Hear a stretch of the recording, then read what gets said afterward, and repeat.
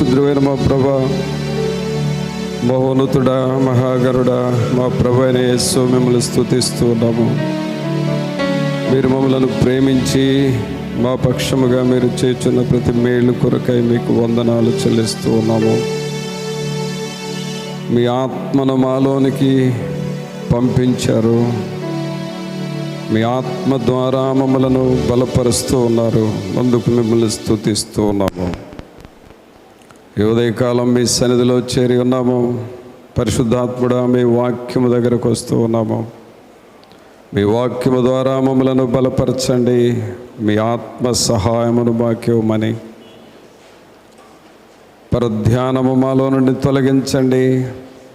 మీ వాక్యమును అభ్యంతరపరచు వేరొక ఆత్మ ఏది ఈ స్థలములో పనిచేయనివద్దు. మీ కృప, మీ సన్నిధి మాతో ఉంచి నడిపించమని నజరేయుడైన యేసు నామమున అడిగి వేడుకొంచున్నాము తండ్రి.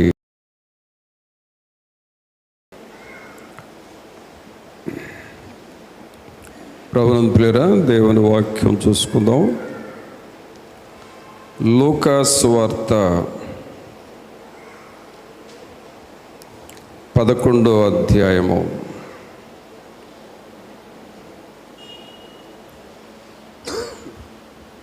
1వ వచనం నుండి కొన్ని వచనాలు చదువుకుందాం. ఆయన ఒక చోట ప్రార్థన చేయుచుండెను. ప్రార్థన చాలించిన తరువాత ఆయన శిష్యులలో ఒకడు ప్రభువా, యోహాను తన శిష్యులకు నేర్పినట్టుగా మాకును ప్రార్థన చేయ నేర్పమని ఆయన అడిగాను. అందుకు ఆయన మీరు ప్రార్థన చేయనప్పుడు తండ్రి నీ నామము పరిశుద్ధపరచబడును గాక, నీ రాజ్యము వచ్చును గాక, మాకు కావలసిన అనుదిన ఆహారము దినదినము మాకు దయచేయము. మేము మాకచ్చి ఉన్న ప్రతి దానిని క్షమించుచున్నాము గనుక మా పాపములను క్షమించుము, మమ్మను శోధనలోనికి తేకుము అని పలుకుడని వారితో చెప్పెను. ప్రభునందులరా, యేసు ప్రభువు అనేక విషయాలు నేర్పుతూ చివరికి ప్రార్థన ఎలా చేయాలో కూడా వారికి నేర్పడం జరిగింది. ప్రార్థన ఎలా చేయాలి, దీన్నే పరలోక ప్రార్థన అంటాం. ఆదాము హవ్వలు ఆ శరీరాశను నెరవేర్చుకొని శోధన తెచ్చుకున్నారు. అలాగే ఆకాను ఆ శరీరాశను నేత్రాశను నెరవేర్చుకొని శోధన తెచ్చుకున్నారు. ఏమి శోధన? అది మామూలు శోధన, మరణమనే శోధన తెచ్చుకున్నారు. పిల్లరా, ఇది నీ శరీరమే కానీ ఈ శరీరము చెప్పినట్లుగా నువ్వు విని ఈ శరీరానికి నువ్వు లోబడితే శోధనలు తెచ్చుకుంటావు. కొన్ని సమయాల్లో మరి అది మరణాన్ని కూడా తెస్తుంది.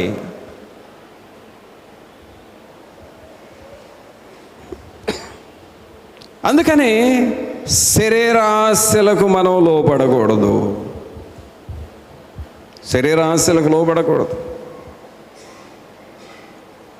అపోస్తుడైన పౌలు గారు అంటున్నాడు, ఈ శరీర దౌర్బల్యము నాకు వచ్చింది.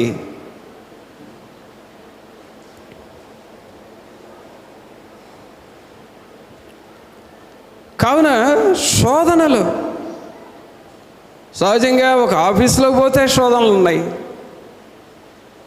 పొలం వెళితే శోధనలు ఉన్నాయి, ఇంటిలో ఉంటే శోధనలు ఉన్నాయి. శోధనలు లేవు అంటానికి లేదు, ఎక్కడికి పోయినా ఉన్నాయి. కానీ శోధన వచ్చే దారులు ఉంటాయి. ఆ దారిని నువ్వు మూసేసుకోవాలి.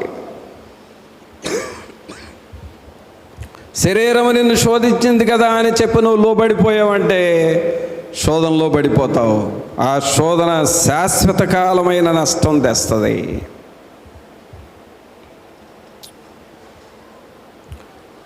మొదటి శోధన వివాదము పుట్టుట ద్వారా అని విన్నాం.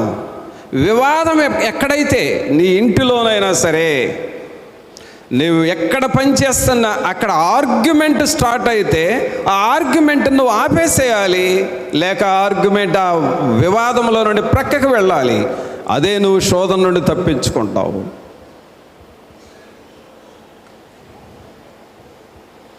తర్వాత శోధన రావడానికి రెండవ కారణం నీ శరీరము నిన్ను తొందర పెడుతూ ఏదైనా నిన్ను ఇబ్బంది పెడతా ఉంటే ఆ శరీరాశల్ని మనం చంపేసేయాలి. అది ఎలా చనిపోతుంది? వాక్యము చదవటం ద్వారా, ప్రార్థన చేయటం ద్వారా ఆ శరీరాశలు నీలో పోతాయి. అప్పుడు ఆ శోధన నుండి మనం విడుదల పొందుతాం. తర్వాత మరొక కారణం చూద్దాం, శోధనలు ఎందుకు వస్తాయో చూద్దాం. దేవుని వాక్యంలో మొదటి తిమోతి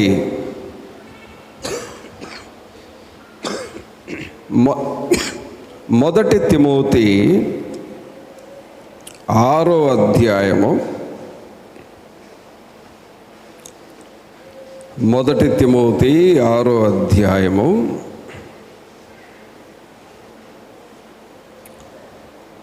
9వ వచనం చదవండి. ధనవంతులగుట ధనవంతులగుటకు అపేక్షించువారు శోధనలోను ఉరిలోను అవివేకయుక్తములను హానికరములనైన అనేక దురాశలలోను పడుదురు. అట్టివి మనుషులను నష్టములోను నాశనములోను ముంచివేయును. ఎందుకనగా ధనాపేక్ష సమస్తమైన కీడులకు మూలము. కొందరు దానిని ఆశించి విశ్వాసము నుండి తొలగిపోయి నానా బాధలతో తమ్మును తామే పొడుచుకొనిరి. పిల్లరా, శోధన రావటానికి మరొక కారణం ఇక్కడ పౌలు గారు రాస్తా ఉన్నాడు. అదేమిటి అనంటే 9వ వచనంలో ధనవంతులగుటకు అపేక్షించువారు శోధనలోను ఉరిలోను అవివేకయుక్తములను హానికరములనైన అనేక దురాశలలోను పడుదురు. అట్టివి మనుష్యులను నష్టములోను నాశనములోను ముంచివేయును. అనగా శోధన రావడానికి మరో కారణం ధనము సంపాదించాలి అనే మనసు. ధనము సంపాదించాలి, డబ్బు సంపాదించాలి. అంటే వీళ్ళ మనసంతా కూడా డబ్బు మీద ఉంటుంది. మనీ మనీ మనీ, డబ్బు సంపాదించాలి. వేరే నిన్ను దేవుడు ఎన్నడూ వదిలిపెట్టడు, నీ కుటుంబాన్ని ఎన్నడూ వదిలిపెట్టడు. నీ ఇంటికి కావలసినవన్నీ దేవుడు నీకు సప్లై చేస్తాడు, సహాయం చేస్తాడు. ఆహారం ఇస్తాడు, పిల్లలకి ఫీజులు ఇస్తాడు, నీ ఇంటిలో బ్రతకడానికి నీకేమేమి వసతులు కావాలో అవన్నీ ప్రభువు ఎలాగైనా సహాయం చేస్తాడు. దాని విషయంలో నువ్వు పెద్దగా ఏడ్చి కూడా ప్రార్థన చేయని అవసరం లేదు. ప్రభువా, నా పరిస్థితి ఇలా ఉంది, కృప చూపండి అని అంటే దేవుడు సహాయం చేస్తాడు. కానీ దేవుడు చేసే సహాయము కంటే ఇంకా ఎక్కువ సహాయము కావాలని ఆశపడతావే, ఇంకా గొప్పదానువు కావాలి, గొప్పవాడు కావాలని ఆశపడతావే డబ్బు కోసం, అది ధనాపేక్ష అంటాం.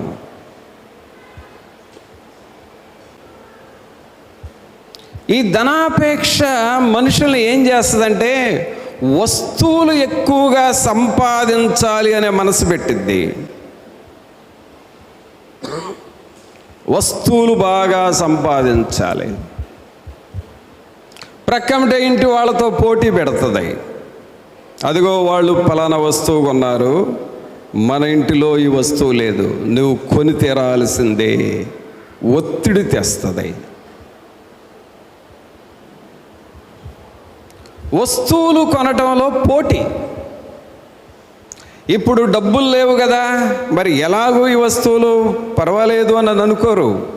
అవసరమైతే వారాల వాళ్ళ దగ్గర తీసుకుంటారు.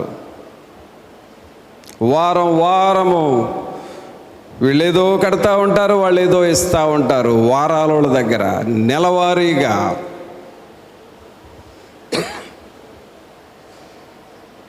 నెలవారీగా వస్తువులు కొంటూ ఉంటారు.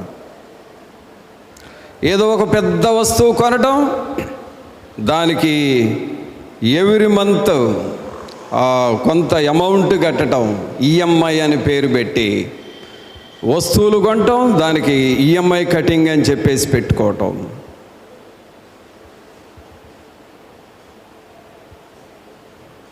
చీటీ పాటలు వేస్తారు.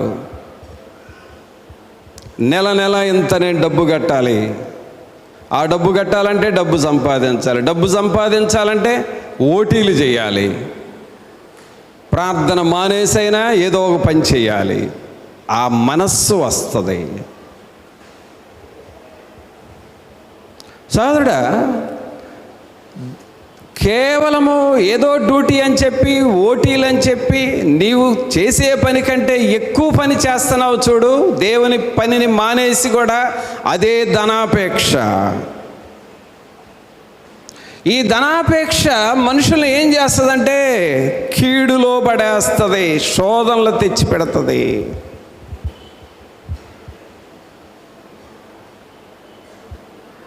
నెమ్మదిగా నిద్రపోలేవు. ఈ ధనాపేక్ష ఉన్నవాళ్ళు దేవుని సన్నిధిలో కూడా ప్రశాంతంగా ఉండలేరు. తొందరగా అయిపోతే బాగుండు, తొందరగా వెళ్ళిపోవాలి, నేనేదో ఒక పని చేయాలి, సాయంకాలానికి కొంత సంపాదించాలి. దయ్యం నిన్ను తరుముతూ ఉంటుంది.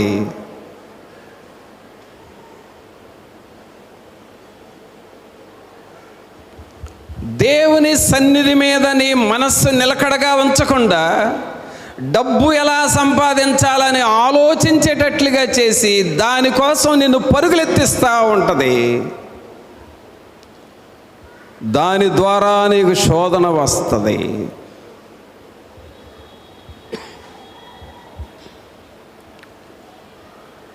అత్యాశ, దురాశ, ధనాపేక్ష ఇవి శోధనలు తెచ్చిపెడతాయి.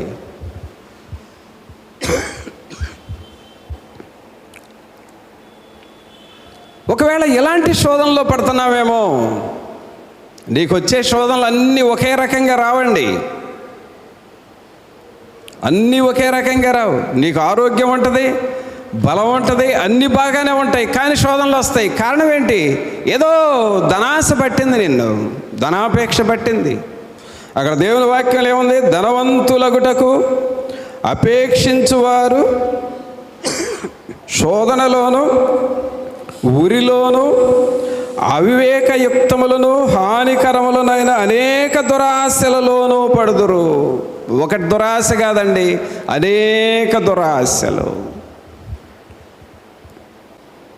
తర్వాత ఏమంటున్నాడు? అట్టివి మనుషులను నష్టములోను నాశనములోను ముంచివేయును. సోదరుడా, సహోదరి, ప్రార్థన చేయకుండా మోకాళ్ళ మీద నువ్వు దేవుని సన్నిధిలో దేవునికి ఇవ్వవలసిన సమయం ఇవ్వకుండా పని పని పని అని పరిగెత్తుతున్నావు చూడు, అదే ధనాపేక్ష.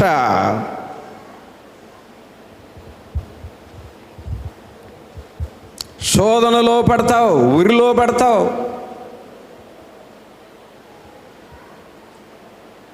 దేవుని దగ్గర కనిపెట్టు. నీ శోధన జయించాలంటే ప్రభు దగ్గర కనిపెట్టు. ప్రభువుకి ఇవ్వాల్సిన సమయం దేవునికి ఇవ్వు. వాక్యానికి ఇవ్వాల్సిన సమయం వాక్యానికి ఇవ్వు.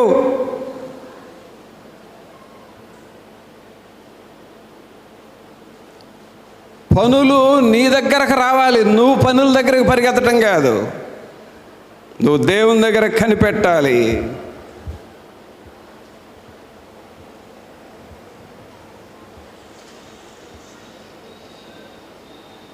ఎక్కడ వాయిదా పద్ధతిలో డబ్బులు దొరుకుతున్నాయి అని అనుకోండి, అక్కడికి వెళ్ళి టక్కన వెళ్ళటం, తీసుకోవటం, వడ్డీ అంతా కూడా ఆలోచించకుండా తీసేసుకోవటం, ఆ తర్వాత బాధపడటం, అది తీర్చడం కోసం నానా తంటాలు పడటం, ఇవన్నీ కూడా శోధనలు వచ్చే పరిస్థితులండి. ఇవన్నీ లేనిపోయిన శోధనలు తెచ్చుకుంటున్నావు, నెమ్మది సుఖం అనేది పోగొట్టుకుంటున్నావు నీ జీవితంలో.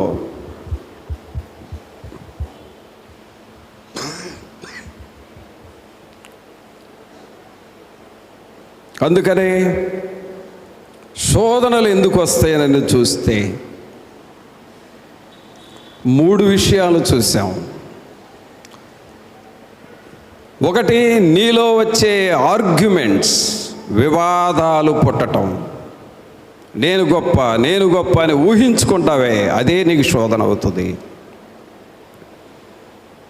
2, నీ శరీరము పాపమునకు, లోకానికి ఆశపడుతూ ఉంది అంటే ఆ ఆశలు తీర్చుకోవడానికి నువ్వు చేసే పనులు నీకు శోధనలుగా మారతాయి.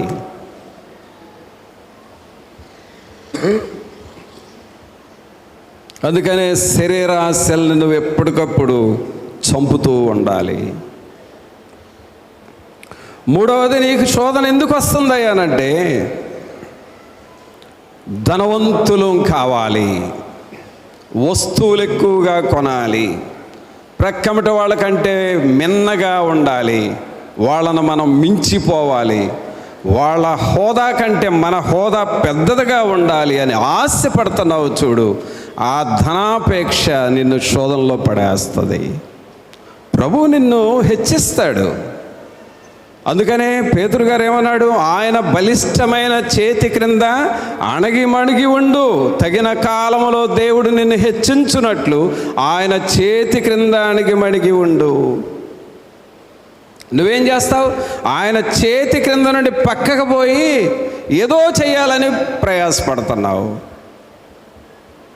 అదే కదా నీకు శోధన వచ్చేది. అందుకనే 10వ వచనంలో ఏమని రాస్తున్నాడు పౌలు గారు? ఎందుకనగా ధనాపేక్ష సమస్తమైన కీడులకు మూలము, కొందరు దానిని ఆశించి విశ్వాసం నుండి తొలగిపోయి నానా బాధలతో తమను తామే పొడుచుకొనిరి. నానా బాధలు అనంటే ఇవన్నీ శోధనలు. పిల్లరా, మరి శోధనలు రాకుండా నిన్ను నువ్వు కాపాడుకుంటావా? అందుకనే యేసుక్రీస్తు ప్రభువారు శిష్యులతో అన్నాడు, శోధనలో ప్రవేశించుకున్నట్లు మెళకువ కలిగిన ప్రార్థన చేయండి. ఎన్ని రకాల శోధనలు వచ్చినా అన్ని శోధనలను కాపాడే మన దేవుడు మనకున్నాడు.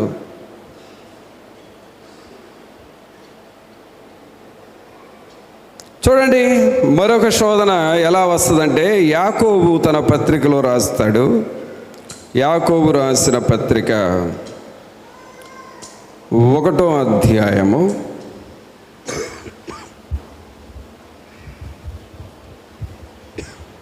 1వ అధ్యాయము 14వ వచనం చూడండి. ప్రతివాడును తన స్వకీయమైన దురాశ చేత ఏడవబడి మరులు కొల్పబడిన వాడై శోధింపబడుదురు. చూడండి, శోధనలు ఎందుకు వస్తాయండి అసలు? ఏంటోనయ్యా ఒకటే శోధన అంటావు. గమనించండి, శోధన రాబోయే ముందు నువ్వు ఏదో వాక్యముకు వ్యతిరేకమైన పనులు మనం చేశాం. ఇక్కడ ఏమని రాస్తున్నాడు యాకోబు 14వ వచనంలో 1:14 ప్రతివాడును తన స్వకీయమైన దురాశ చేత, ఏ ఆశ అండి ఇది? స్వకీయమైన దురాశ. సోదరుడా, నువ్వేదో దురాశలో పడిపోతే, ఏదో ఒకటి నీకేదో ఒక ఆశ పడుతుంది, ఆ ఆశకు నువ్వు లొంగిపోతావు, దాన్నే దురాశగా మార్చుకుంటావు, ఆ దురాశను నెరవేర్చుకోవడం కోసం నువ్వు ప్రయాసపడతావు. కొన్నిసార్లు ఆ దురాశ నెరవేరలేదని నిద్రాహారాలు మానేస్తారు, పోరాడుతూ ఉంటారు, ప్లాన్లు వేస్తారు, ప్లాన్ పైన ప్లాను, ఎత్తుకు పై ఎత్తులేస్తూ ఉంటారు ఆ దురాశ నెరవేర్చబడాలని. స్వకీయమైన దురాశలు. ఒకసారి ఆలోచన చేసుకో, ఇలాంటి దురాశలు నీళ్ళు ఏమైనా పుట్టుకొస్తున్నాయేమో.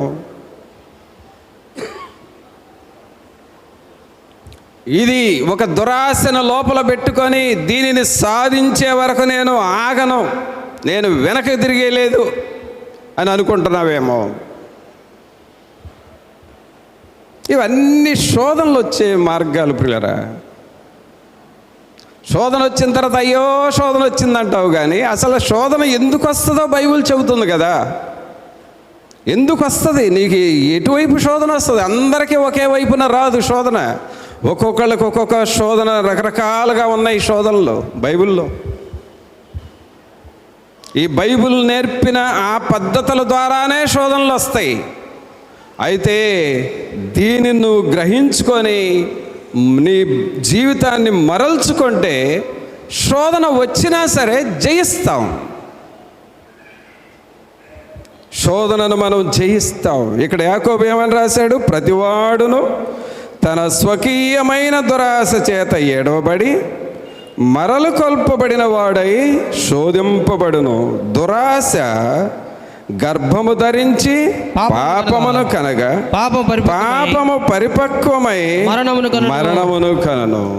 చూసారండి, దురాశను గనక నువ్వు లోపలికి రానిస్తే అది గర్భము దాలుస్తుందంట, పాపము గంటదంట.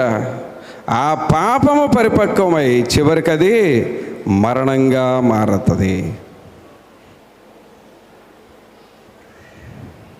పిల్లరా, మరి నిన్ను నువ్వు గ్రహించుకుంటున్నావా? నువ్వు గ్రహించుకుంటున్నావా? ప్రభా, ఇలాంటి శోధనలో మాలోనికి రాకూడదు అని నువ్వు దేవుణ్ణి అడుగుతావా?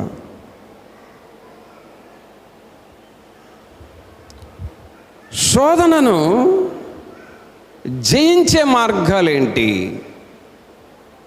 శోధనలు వస్తాయి. శరీరాశల వలన శోధనలు వస్తున్నాయి, ధనాపేక్ష వలన శోధనలు వస్తున్నాయి, శరీర రోగాల వలన శోధనలు వస్తున్నాయి, ఆర్థిక విధానంలో శోధనలు వస్తున్నాయి, అలాగే స్వకీయ దురాశల వలన శోధనలు వస్తున్నాయి. రకరకాల శోధనలు వస్తున్నాయి మనుషులకి. కానీ వాటిని జయించడానికి మార్గం ఏమైనా ఉందా అని చూస్తే శోధనను జయించడానికి ఒకే ఒక మార్గం. శోధనలను జయించిన యేసయ్య వైపు మనము చూడాలి. ఆమేన్. ఎవరి వైపు చూడాలండి? మనము యేసయ్య వైపు మనము చూడాలి. శోధనలు సాతానుడు కూడా పెడతా ఉంటాడండి. ఇవన్నీ సాతానుడు పనులే ఇప్పటివరకు మనం వినది. సాతానుడు కూడా పిల్లల ద్వారా శోధిస్తాడు, పెద్దవాళ్ళ ద్వారా శోధిస్తాడు. నువ్వు ప్రార్థన సరిగా చేయకపోతే అది ఒక సందు, అది ఒక అవకాశంగా తీసుకొని సాతానుడు నిన్ను శోధిస్తాడు. నీవు కుటుంబ ప్రార్థన చేసుకోకపోతే, నీ ఇంటిలో ప్రతిరోజు కుటుంబ ప్రార్థన చేయకపోతే, అలాగూ కొంతకాలం చూసి చూసి చూసి ఇక నీవు ప్రార్థన చేయట్లేదు కదా, సాతానుడు నిన్ను శోధిస్తాడు. దేవుని వాక్యాన్ని నువ్వు చదవకపోతే, ఆ వాక్యాన్ని చదవట్లేదు, సాతానుడు గమనించి గమనించి నిన్ను వాడు శోధిస్తాడు. ప్రార్థన చేసుకునే మనము ప్రతిదినము దేవునికి ఇవ్వవలసినంత సమయం ఇవ్వకుండా నీ పనుల్లో పడి పరిగెత్తుతూ దేవుని సమయాన్ని దేవునికి ఇవ్వకపోతే సాతానుడు నిన్ను శోధిస్తూ ఉంటాడు. అపవాది రెడీగా ఉంటాడు నిన్ను శోధించడానికి.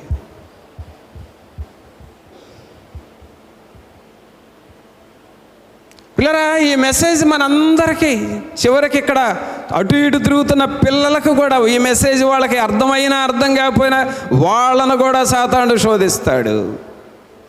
పిల్లల్ని శోధించినా పెద్దలకు తప్పదు కదా ఆ బాధ. పిల్లల ఒక శోధన వచ్చింది, నాకెందుకులేని తల్లిదండ్రులు ఊరుకోగలరా? అపవాది శోధిస్తూ ఉంటాడు. చూడండి, శోధనలు అపవాది ఎలా తెస్తాడు అని అంటే, మత్తయి సువార్త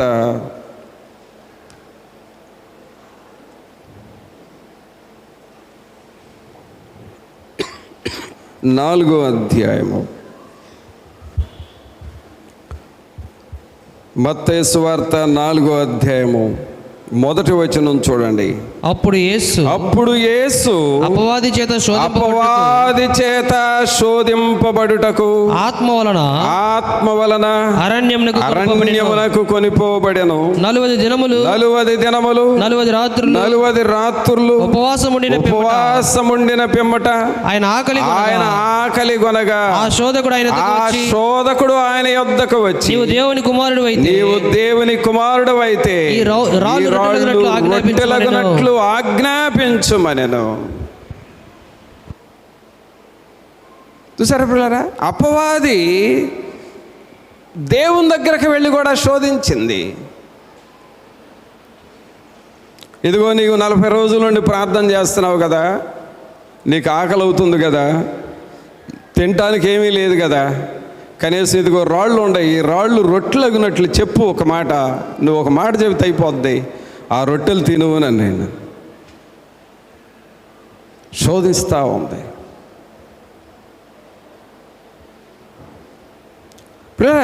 అపవాది రకరకాలుగా శోధిస్తూ ఉంటాడు. యేసేవును ఆ కూర తినమని శోధించాడు. యేసేవు ఆ శోధనకు పడిపోయాడు. ఆకానును ఎరికోలో ఉన్నటువంటి ఆ వెండి నగలు తీసుకోమని శోధించాడు. ఆ శోధనకి వాడు లొంగిపోయాడు.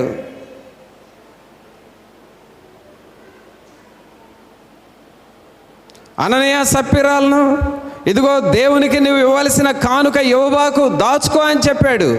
అంతే, ఆ శోధనకి అననీయ సప్పిరాలు ఆగిపోయారు.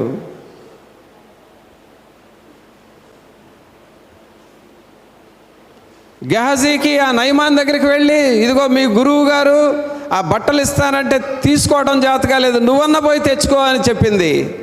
వెంటనే పరిగెత్తుకుంటా పోయి తెచ్చుకున్నాడు. అపవాది ఇలాగ రకరకాలుగా శోధిస్తాడు. అపవాది శోధనలు ఎలా ఉంటాయి అంటే, నీ ప్రక్కన ఉన్న మనిషి మీద నీకు ఆయాసం పెడతాడు. అదే అపవాది శోధన. నీ ప్రక్కన ఉన్న వారిని ప్రేమించాలని నేను అనిపించదు, వాళ్ళ మీద పగ ద్వేషం పెట్టుకుంటావు. అదే అపవాది శోధన.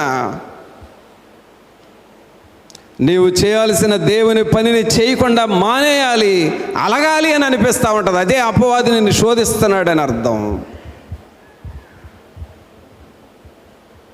దేవుని పని మీద మనస్సు లేకుండా నిన్ను వెనక్కి ఈడ్చుకుంటా వెళ్తా ఉంటాడు. అదే అపవాది నిన్ను శోధిస్తున్నాడు.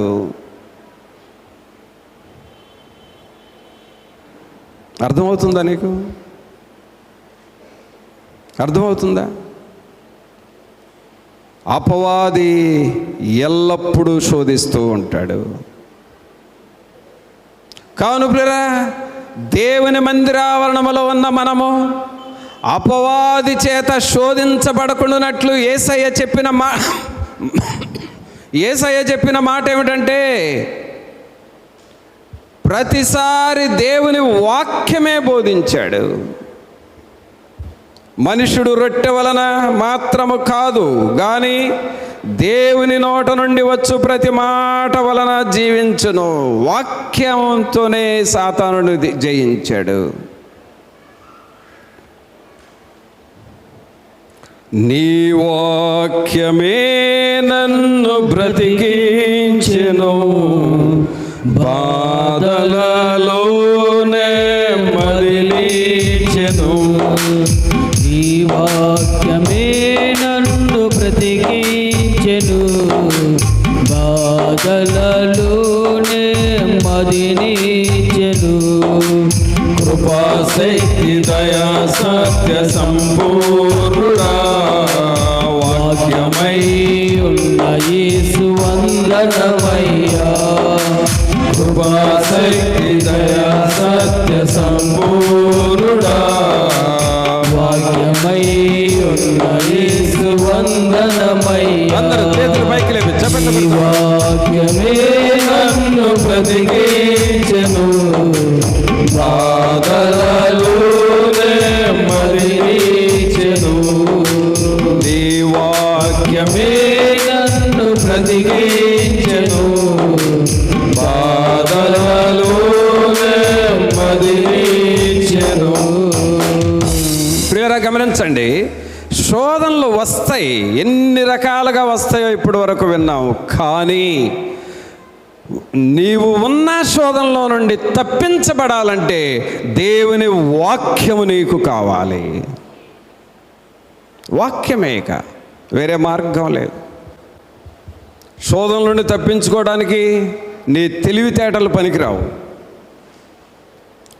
శోధనల నుండి తప్పించుకోవడానికి నీ డబ్బులు పనికిరావు, నీ అధికారం పనికిరాదు, నీ హోదా పనికిరాదు. శోధనలు తప్పించుకోవాలి అనంటే దేవుని వాక్యమే మనకు కావాలి. దేవుని వాక్యం. యేసుక్రీస్తు ప్రభువారు 40 దినాలు ఉపవాసం ఉండి ప్రార్థన చేసినప్పుడు సాతాను శోధించాడు. కానీ ఆ శోధనలన్నిటినీ జయించాడు ప్రభు. ఆయన జయించి మనకు ఒక అధికారం ఇచ్చాడు. చూడండి దేవుని వాక్యంలో పేతురు రాసిన 2వ పత్రిక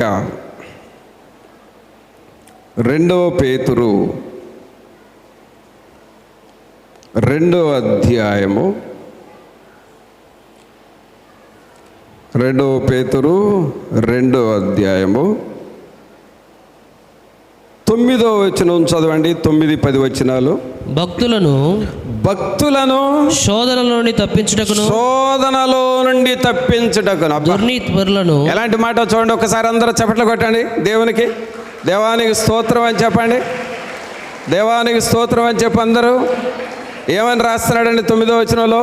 భక్తులను శోధనలో నుండి తప్పించుటకు. శోధనలో పడేసింది ఎవరు? అపవాది. నీకున్న స్వకీయ దురాశలు, నీకున్న శరీరంలో ఉన్న పాపం, నీకున్న ధనాపేక్ష, నీకున్న ప్రార్థనహీనత, దేవుని పనిలోనూ వెనకబడిపోవటం వలన అపవాది ఇలాంటి శోధనలో పడేశాడు. కానీ దేవుడు ఎలాంటి వాడంట? 9వ వచనం చదవండి. భక్తులను శోధనలో నుండి తప్పించుటకును దుర్నీతిపరులను ముఖ్యముగా మలినమైన దురాశ కలిగి శరీరానుసారముగా నడుచుకొనుచు ప్రభుత్వము నిరాకరించుచు శిక్షలో ఉంచబడిన వారిని తీర్పు దినము వరకు కావలిలో ఉంచుటకును ప్రభువు సమర్థుడు. పిల్లరా, నీకు శోధనలు ఉన్నాయి. ఆ శోధనల బట్టి నువ్వు నలిగిపోనవసరం లేదు. నీకు శోధనలు వస్తున్నాయి, వాటిని బట్టి నువ్వు కృంగిపోనవసరం లేదు. నీకు శోధనలు ఉన్నాయి, వాటిని బట్టి నువ్వు విచారంగా బ్రతకాల్సిన పని లేదు. మన ప్రభు ఎలాంటి వాడంటే భక్తులను శోధనలో నుండి తప్పించు దేవుడు. ఆమేన్, హల్లెలూయా. నీకున్న శోధనలో, నీ కుటుంబానికి ఉన్న శోధనలు, నీ పిల్లలకున్న శోధనలు, సంఘములో ఉన్న శోధనలు, సేవలో ఉన్న శోధనలు, నీకు వ్యక్తిగతంగా ఎదురవుతున్న ప్రతి శోధన నుండి ఆయన నిన్ను తప్పించగలిగిన దేవుడు.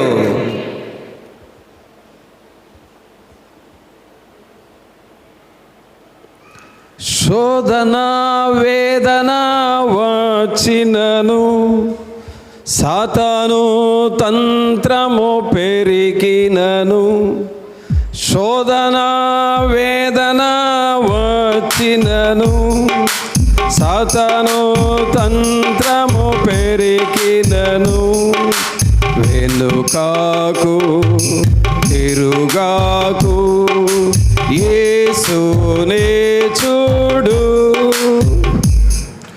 వెనుకాకు తిరుగాకు, యేసునే చూడు. జయం జయం జయం, పట్టుదల ప్రార్థన జయం. జయం జయం జయం, పట్టుదల ప్రార్థన జయం. వేరా శోధనలు వస్తాయి, కానీ వాటన్నిటి నుండి తప్పించగలిగిన సమర్థుడైన దేవుడు మనతో ఉన్నాడు. ఆమేన్. నీకొచ్చే ప్రతి శోధన నుండి తప్పిస్తాడు. అది నీ శరీరంలో బలహీనత కావచ్చు, ఆయన నిన్ను తప్పిస్తాడు. నువ్వు ఆర్థిక విషయంలో నలిగిపోతున్నావేమో, ఆయన నిన్ను విడిపించి మరలా నిన్ను లేవనెత్తుతాడు. శోధనల్లో పడిపోయి మానసికంగా బాధపడుతున్నావేమో, ఆయన నిన్ను విడిపించి నిన్ను కాపాడుతాడు. అందుకనే పేతురు గారు తన పత్రికలో రాస్తా ఉన్నాడు. 2 పేతురు 2వ అధ్యాయము 9వ వచనంలో, భక్తులను శోధనలో నుండి తప్పించుటకు దుర్నీతి పరులను, ముఖ్యముగా మలినమైన దురాశ కలిగి శరీరానుసారముగా నడుచుకొనుచు, ప్రభుత్వమును నిరాకరించుచు, శిక్షలో ఉంచబడిన వారిని తీర్పు దినము వరకు కావలిలో ఉంచుటకును ప్రభువు సమర్థుడు. ఎలాంటి దేవుడు ఉన్నాడండి మనకు? మన శోధనలన్నిటి నుండి తప్పించడానికి ఎలాంటి దేవుడు ఉన్నాడు? మనకు ఒక సమర్థుడైన దేవుడు ఉన్నాడు. అందరూ మీ కుడి చేయి పైకి లేపి చెప్పండి, మనకు సమర్థుడైన దేవుడు మనకు ఉన్నాడు. ఆమేన్. మరలా చెప్పండి, మనకు సమర్థుడైన దేవుడు మనకు ఉన్నాడు. మన శోధనల నుండి తప్పిస్తాడు. ఆమేన్. మీ ప్రక్కమటోళ్ళతో చెప్పండి, మనకు సమర్థుడైన దేవుడు ఉన్నాడు అని చెప్పండి. గట్టిగా చెప్పండి, నవ్వుతూ చెప్పండి, మనకు సమర్థుడైన దేవుడు ఉన్నాడు. నీకున్న శోధనలన్నిటిని తప్పించగలిగిన దేవుడు. ఆమేన్. ఒకసారి చప్పట్లు కొట్టండి అందరూ, దేవానికి స్తోత్రం అని చెప్పండి. ఎలాంటి దేవుడు అండి? మంచి దేవుడు, మంచి దేవుడు, మంచి దేవుడు, దేవుడు నాకు మంచి దేవుడు, మంచి దేవుడు, మంచి దేవుడు, దేవుడు మనకు. అవును పిల్లరా, శోధనలో నుండి తప్పించగలిగిన దేవుడు. అయితే ఆయన ఎలా చేస్తాడు అంటే, దేవుని మీద మనం ఆధారపడాలి. బైబిల్ను చదువుతూ ఉండాలి. దేవుని సన్నిధిలో ప్రార్థన మీద నువ్వు దృష్టి పెట్టాలి. దేవుని వైపు చూస్తూ, ప్రభువా నాకున్న ఈ శోధనలన్నిటి నుండి తప్పించగలిగిన దేవుడవు, సమర్థుడు అయిన దేవుడవు, నేను నిన్ను నమ్ముచున్నాను, ఈ శోధనలన్నిటి నుండి నన్ను తప్పించే దేవుడు, నీకు వందనాలు అని ఆయన మీద మనం ఆధారపడాలి. సహోదరుడా, సహోదరి, ఈ వాక్యం వింటున్న నీకు దేవుని వాక్యమే ఆధారం. నీకు శోధనలు లేవు అని అంటలేదు, ఎవరికి ఉండే శోధనలు వాళ్ళకు ఉన్నాయి, కానీ ఆ శోధనల నుండి తప్పించగలిగిన దేవుడు నీకున్నాడు. శోధన గొప్పదా? సమర్థుడైన దేవుడు గొప్పవాడా? ఎవరు గొప్పవాడు చెప్పండి? నీకున్న శోధన గొప్పదా? నీ శోధన నుండి విడిపించే దేవుడు గొప్పవాడా? ఎవరు గొప్పవాళ్ళు అయితే వాళ్ళకే చప్పట్లు కొట్టు నువ్వు. ఎవరు గొప్పవాళ్ళు? నన్ను శోధన నుండి తప్పించగలిగిన దేవుడు నాకు గొప్పవాడు. ఆమేన్. కావున మనలో ఎవ్వరము విచారపడాల్సింది లేదు, బాధపడాల్సింది లేదు, కృంగిపోవలసింది లేదు. నువ్వు కృంగిపోతున్నావంటే వాటి నుండి తప్పించే దేవుని వైపు చూడట్లా, నీకు ఎదురైన సమస్య వైపు చూస్తున్నావు. ఎవరి వైపు చూద్దాం ఇప్పుడు? శోధన వైపు చూద్దామా, తప్పించే దేవుని వైపు చూద్దామా? ఎవరి వైపు చూద్దాం? శోధన వైపే చూసుకుంటా కూర్చుంటామయ్యా అన్న వాళ్ళందరూ చేతులు ఎత్తండి. ఎత్తాలి. మంచిదండి, మంచి అవకాశం. శోధన వైపు చూసుకుంటా దిగులు పడతా కూర్చోవడం వద్దా? సరే, ఈ శోధన నుండి విడిపించే దేవుని వైపు చూస్తామయ్యా అన్న వాళ్ళందరూ చేతులు ఎత్తండి. హల్లెలూయా, దేవానికి స్తోత్రం అని చెప్పండి. కాబట్టి ప్రియులారా గమనించండి, శోధనలు వస్తాయి కానీ శోధనల నుండి విడిపించే దేవుడు నాకు ఉన్నాడు అని జ్ఞాపకం చేసుకో. ఇంకా చూడండి, నీకు వచ్చే శోధనలు అవి ఎలాగూ మారుస్తాడో చూడండి దేవుడు. 1 పేతురు 1వ అధ్యాయము 6వ వచనం చదవండి. ఇందువలన మీరు మిక్కిలి ఆనందించుచున్నారు గాని అవసరమును బట్టి నానా విధములైన శోధనల చేత ప్రస్తుతమున కొంచెము కాలము మీకు దుఃఖము కలుగుచున్నది. నశించిపోవు సువర్ణము అగ్ని పరీక్ష వలన శుద్ధపరచబడుచున్నది కదా, దానికంటే అమూల్యమైన మీ విశ్వాసము ఈ శోధనల చేత పరీక్షకు నిలిచినదై. యేసుక్రీస్తు ప్రత్యక్షమైనప్పుడు మీకు మెప్పును మహిమయు ఘనతయు కలుగుటకు కారణమగును. గమనించండి, శోధన ఎందుకు వస్తుందంటే శోధన ద్వారా నువ్వు అగ్ని పరీక్ష చేయబడి ఈ శోధన ద్వారా దేవుడు నీ విశ్వాసాన్ని బలపరుస్తాడు. నీకు మెప్పు, మహిమ, ఘనత వస్తుంది. దావీదు గారు ఎన్నో శోధనలు అనుభవించాడు, చివరికి ఆయనకి పట్టాభిషేకం దొరికింది. యోహోను ఎన్నో శోధనలు అనుభవించాడు పద్మసు ద్వీపములో, చివరికి ఆయనకు పరలోక దర్శనము దొరికింది. నీకు శోధన వచ్చింది అనంటే అది నీకు పరీక్ష. ఆ పరీక్షలో నువ్వు దేవుని కొరకు నిలబడితే అది నీకు మెప్పును, మహిమయు, ఘనతను తీసుకొని వస్తుంది. ఆమేన్. మరి అలాగూ నువ్వు శోధనలో దేవుని కొరకు నిలబడతావా? చివరిగా ప్రకటన గ్రంథంలో ఒక మాట ఉంది, అది చదివి ముగించుకుందాం. ప్రకటన గ్రంథము 3వ అధ్యాయము. ప్రకటన గ్రంథము 3వ అధ్యాయము 10వ వచనం చూడండి. నీవు నా ఓర్పు విషయమైన వాక్యమును గైకొంటివి గనుక భూనివాసులను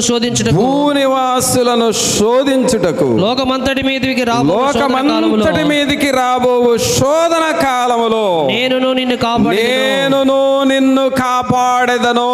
ఆమేన్. అందరూ మీ కుడి చేయి పైకి లేపి బిగ్గరగా చెప్పండి, నేనును మిమ్మును కాపాడుదును, నేనును నిన్ను కాపాడెదను. 10వ వచనంలో చూడండి, నీవు నా ఓర్పు విషయమైన వాక్యమును గైకొంటివి గనుక భూనివాసులను శోధించుటకు లోకమంతటి మీదికి రాబో శోధన కాలములో. ఏ కాలములో అండి? ఎప్పుడు వచ్చే కాలం? గతములో కొన్ని శోధనలు వచ్చినాయి కదా మనకి, వచ్చినాయి. వాటిల్లో నేను నిన్ను కాపాడుతానంటున్నాడు ప్రభు. అలాగే ప్రస్తుతము కొన్ని శోధనలు ఉన్నాయి కదా మనకి, వీటిల్లో మనల్ని కాపాడుతానన్నాడు. రాబోయే కాలంలో కూడా ఏమొస్తాయి? శోధనలు వస్తాయి. కానీ ప్రభు అంటున్నాడు, నేను నిన్ను కాపాడేదను.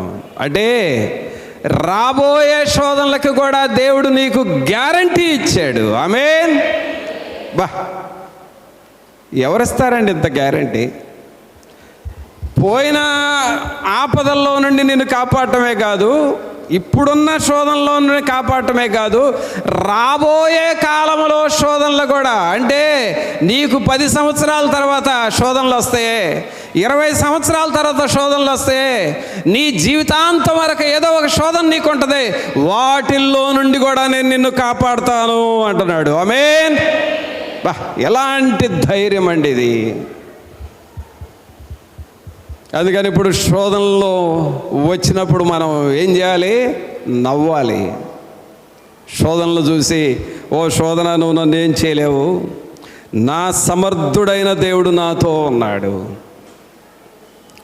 నన్ను అంతవరకు కాపాడే దేవుడు నాతో ఉన్నాడు. ఈ శోధనను మహిమగా, ఘనతగా మార్చే ప్రభు నాతో ఉన్నాడు. శోధించబడిన మీదట సువర్ణములాగా మెరిపించే దేవుడు నాతో ఉన్నాడు అని నువ్వు దేవుని మీద ఆధారపడతావా? ప్రార్థన చేసుకుందాం. ఒక్క నిమిషం మనల్ని మనం తగ్గించుకొని ప్రభు మనం పరీక్షించుకుందాం. ప్రభా, ప్రతి శోధనను జయించుటకు మీ కృప, మీ సన్నిధి మాకు కావాలి అని నువ్వు దేవుణ్ణి అడుగుతావు. ఒక్క నిమిషం అందరం ప్రార్థన చేద్దాం. ప్రతి ఒక్కరూ మోకాళ్ళ మీద ఉండి నీ చేతులు 2 దేవుని వైపు చూపిస్తూ, ప్రభా, శోధనలు ఎన్ని రీతులుగా వస్తాయో మేము విన్నాము. దురాశల వలన శోధనలు వస్తాయని విన్నాము, ధనాపేక్ష వలన శోధనలు వస్తాయని విన్నాము, మాలో ఎవరు గొప్ప అని వివాదములు రేపుకొనుట ద్వారా శోధనలు వస్తాయని విన్నాము, మా శరీరంలోనికి పాపము ప్రవేశించుట ద్వారా శోధనలు వస్తాయని విన్నాము. నానా రకాలైన శోధనలు మమ్మల్ని చుట్టుముట్టాడుతూ ఉన్నాయి. అయితే వీటిని జయించే శక్తి మీ దగ్గర ఉన్నది కదా, వీటన్నిటి నుండి తప్పించగలిగిన సమర్థుడు ప్రభువా. రాబో కాలంలో నేను నిన్ను కాపాడదనని చెప్పుచున్నారు కదా, ఎంత గొప్ప దేవుడో, మీకు వందనాలు అని ప్రభుతో మనం మాట్లాడదాం. పరిశుద్ధుడైన మా ప్రభువా, మీకు స్తోత్రాలు వందనాలు చెల్లిస్తూ ఉన్నాం. మహోన్నతుడా, మహాగణుడా, మా ప్రభు అయిన యేసు, మిమ్మల్ని స్తుతిస్తూ ఉన్నాం. శోధనలు నానా రీతులుగా వస్తాయి, కానీ మెళకు కలిగిన ప్రార్థన చేయమని మీరు చెప్పారు ప్రభా. ఆ మెళకు కలిగిన ప్రార్థన మా అందరికీ మీరు దయచేయండి. ఈ ప్రియులను మీరు దర్శించి, ఎవరెవరు ఎలాంటి శోధనలో ఉన్నప్పటికీ వాటన్నిటి నుండి తప్పించి రక్షించి, ఆ అగ్ని పరీక్షలో పరిశోధించి చివరికి అది సువర్ణము వలె మెరిచేటట్లుగా చేసే దేవుడు ప్రభా. ఈ శోధనలో నుండి మెప్పును, మహిమను, ఘనతను తెచ్చే దేవుడు.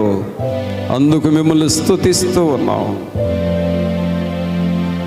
మీ వాక్యం మా హృదయంలో నిలిచి ఫలించులాగున చేయమని, శోధించబడుచున్న ఈ ప్రియులు వాటన్నిటి నుండి జయము పొందుటకు ప్రభు నాతో ఉన్నాడు, నేను ప్రభు సన్నిధిని ముందు పెట్టుకొని పోతాను అనే గ్రహింపు ప్రతి ఒక్కరికి దయచేయమని, ప్రభువా, మీ సన్నిధి సహాయం ప్రతి ఒక్కరితో